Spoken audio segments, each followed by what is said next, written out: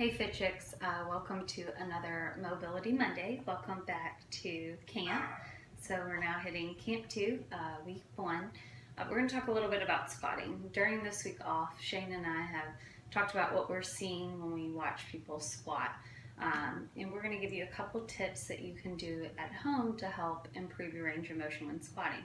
So we always talk about things connecting, and what we see a lot of times is this impingement within the ankle, or an ankle not having the range of motion to get you down into that squat, and then we have tight hips and everything starts caving forward, and nothing good can come of that. So as we start getting away from these box squats and pulling the boxes away from you guys, and asking a little bit more out of you to hit parallel or to hit below parallel, it's going to be a little bit more challenging, and you are going to have to start doing some maintenance stuff of your own to be able to hit these positions more efficiently. So what I'm going to show you is a bandit squat. I use our desk a lot. It's kind of nice because it does go up and down, so I'm actually going to lift it up just a little bit. But you could put this around any pole that you may have in your house, or if you go to the park to run, you could put it around a tree. As many of you know, I'm rehabbing an Achilles injury still that happened all the way back in November. I'm seeing a ton of progress, but one area that is still lacking a little bit is my squat. I'm still kind of fighting all this scar tissue, and still going to PT, and still getting massages, and doing as many stretches and exercises that I can to improve it. So I'm going to show you my squat, which is not very pretty right now, and that's how this band is helping me a ton when I'm going to the gym and squatting.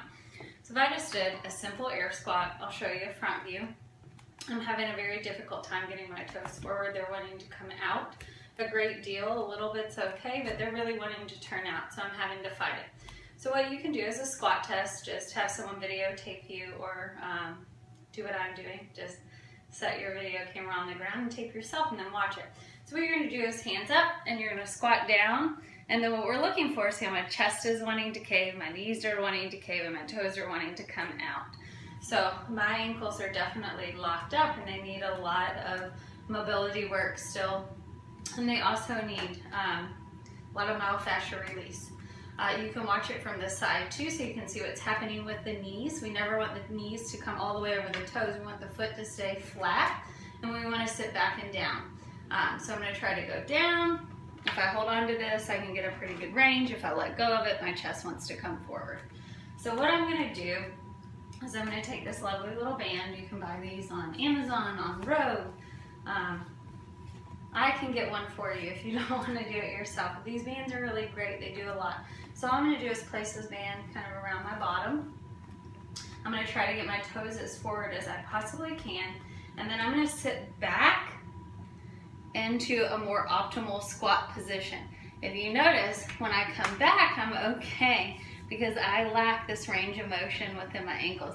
But I want to try to get those knees trekking a little bit over the foot. So I'm going to come forward, and I'm just going to kind of work back and forth, trying to get my knee forward over that foot and trying to drive those knees out to get into a more optimal squat position.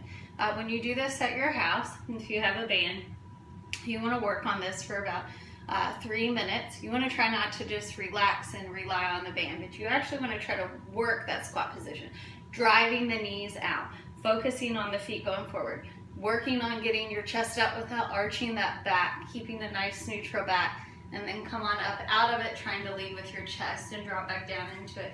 You want to do that a couple of times, and after you do, I'm probably still going to give you a pretty poor looking squat here. Then you can retest your squat to see if that knee, if you get greater range of motion within the ankle joint itself, driving the knees forward and trying to keep the chest up, hold for a second, and then stand back up. So I got a little bit better range of motion just doing it even for that short a period of time. This is something that you can do on your own over the weekends, or like when we prescribe a Fitted In Friday.